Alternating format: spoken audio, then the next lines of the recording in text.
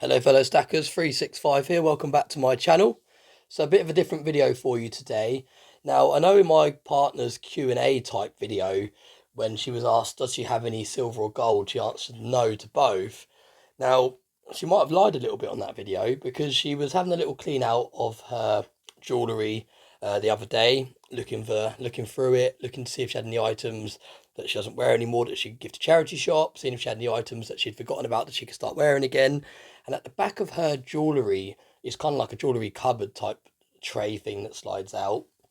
She found these two rings. Now, these are quite old. She's had these for a long time. Now, this is a gold sister ring. It's got a hallmark on there. It's going to be quite hard to see, but it has got a hallmark. And she's had this ring for many years. I think 10, 15 years, maybe more. Her sister gave it to her as a gift, and it is real gold, so quite a nice size as well. It's quite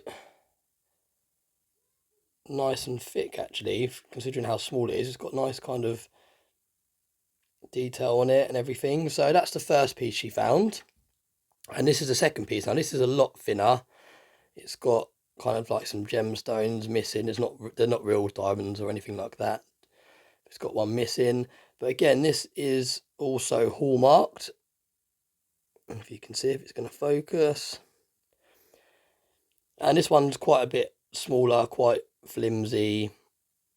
So basically she doesn't wear gold anymore really. She tends to wear silver jewellery. So there's a few options. So I wanted to ask you in the video what you think we should do. So obviously the first option would be to keep hold of them, put them away, look at them as kind of like an investment now, even though she doesn't wear them, put them away, let them continue to go up in value as gold has done over the past 20 years or so, and sell in the future. The second option is to put these on eBay. Now, personally, I think that is the best option in terms of getting the most return for these, is by putting them on eBay. But then again, you get quite a bit of hassle with eBay sometimes. People saying they haven't received the items. You get seller's fees when you sell things. And obviously that takes a little bit of time, a bit longer. You've got to photograph it and all the rest of it. However, like I said, I think that would be the best way to make the most return on these items, is to kind of sell them on the second-hand market on an online platform, whatever it may be. Now, the third option is just to walk into a jewellery shop. Now, the area that I live in, there's not many. It's not like in America where you get lots of coin shops and things like that. Unless you go inside the kind of the big city centres, they're few and far between. However, in my town, there is one jewellery shop, and I looked on their website, and they do take precious metals, old jewellery and things like that. Now, that will be at scrap value, I'm guessing. I can't see them looking at this and offering any higher than scrap, because I don't think they're going to put it for sale in their window. They might do, but the jewellery shop we're talking about, the one that's in my town, it kind of sells new stuff. It doesn't really have like a pre-owned section or anything like that. So it's not like they're going to look at this and think, I can clean that up and I can put that in the window and resell it. I think they're more likely to offer spot price or below spot price, like scrap price really, for a piece of gold like this, based purely on weight. Now, I've never sold any gold before, so it's quite an interesting situation to be in really, because whenever I've bought my gold and silver purchases, I look at them as an investment. I look to hold them for minimum 20 years, so it's not something I've had to think about before. Now, I'm not even sure how they would give you a price on this one, because if you just chuck that on a scales, the scales wouldn't take into account the huge glass stone in there and all the other stones around it.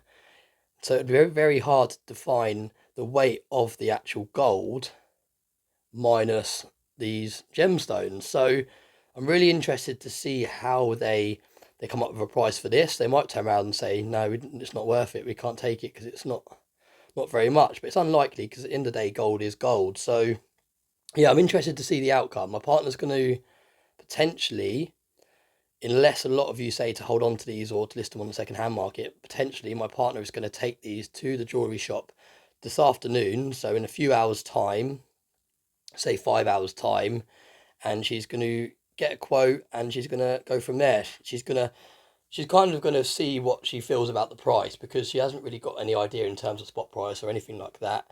She just kind of wants to get a bit of money for these and spend it on something for right now. She's not looking at these as like an investment or anything like that. As far as she's concerned, she doesn't wear them. They're in the back of the cupboard. She may as well get a bit of cash for them and put it into something that she's going to use, whether it be a new item of clothing or whatever she decides to spend it on. So yeah, let me know your thoughts in the comment section. If you was in this kind of predicament, what would your advice be? Would you take it into a jewellery shop, expect to get spot or under spot scrap value for the gold, take a bit more time and put it on the second-hand market like eBay or somewhere like that, and list it and give it kind of a 7-day auction or buy it now, whatever you choose? Or would you decide to keep hold of these? Would you decide to put them away, maybe add them to my gold stack, for example, put them away for a few years' time and then come back to them and see how much they've gone up or down? That's the beauty with the markets. They don't just go up, they go up and down. So yeah, let me know your thoughts in the comments section. I'm going to quickly weigh them now. Like I said, it's going to be difficult to determine the amount of gold in this one because of the gemstones in it. I'm guessing it's 9 carat gold because jewellery tends to be 9 carat gold predominantly for these types of things, because if it was anything higher than that, then the gold would be too soft and it wouldn't work as a piece of jewellery. It would literally bend and dent really easy. So I'm going to weigh them now. I'm going to see if I can do it on camera. However, I'm not sure if this will be too accurate because this isn't completely a flat surface, but we'll see. I'm going to have to do it upside down, then I'll flip the video around if I can work out how to do that. If not, you'll have to turn your phone upside down. So we're going to set it to grams.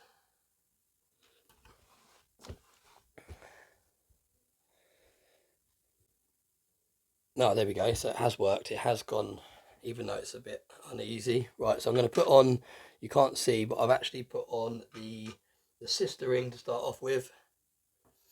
And that is coming up a nice 2 grams. So that's quite nice.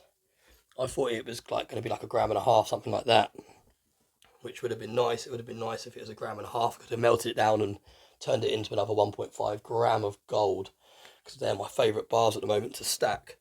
However, that's that one. So that's 2 grams. 2 grams of, like I said, I'm guessing it's 9 carat gold. So yeah, quite a nice bit of weight.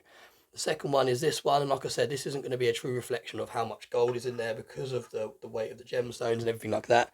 But again, that's coming in at 2. So maybe if you minus the gemstones, that could be, I don't know, I was going to say 1 gram, but it's probably less than that, 0.8 or something like that, 0.7. It's very hard to tell because it's not thick or anything. It's quite hollow in the top bits and stuff like that. So between them, they come in at a nice 4 grams, but like I said, give or take because of the gemstones. So I'm really interested to see what valuation she gets. Also, I'm really interested to see if she takes the valuation, because she might get a quote and she might think that sounds a little bit low and she might say, I'll think about it. Or she might get a price that she thinks, do you know what, I'm not exactly sure if that's a great deal or not, but I'm going to take the money because I can put it in something I can actually appreciate right now. So it's going to be interesting to see what she goes with. I have given her some rough guide prices to what to expect and what sort of, in my opinion, these would be worth. I've done a bit of research and these could sell for like around about £100 if marketed properly. If I clean this up a little bit and put it in a box and put it on eBay, you could get around £100 for a ring like this. I have seen some sell for that sort of mark. So obviously when you're taking it to a jewellery shop, you're going to get scrap under spot probably, so because it's just going to be sent away and melted down and turned into a wedding ring or whatever. So yeah, I'm really interested to see what decision she makes when she's in that jewellery shop. I'm not going to go in with her. She's going to go in there. It's going to be like an experience in itself for her going in there, because she's never done anything like this before either. So yeah, let me know in the comment section your thoughts. What would you do if you was in this situation? And I'll update you later today or tomorrow on the outcome and what we decided to do. And if we did sell it, I can show you the receipts to see how much we actually got for these items. So yeah, as always, thanks very much for watching my videos. Hope you found it interesting, something a bit different. It's not something I've ever had to do before. As always, thanks very much for watching my videos, and I hope you have a nice day.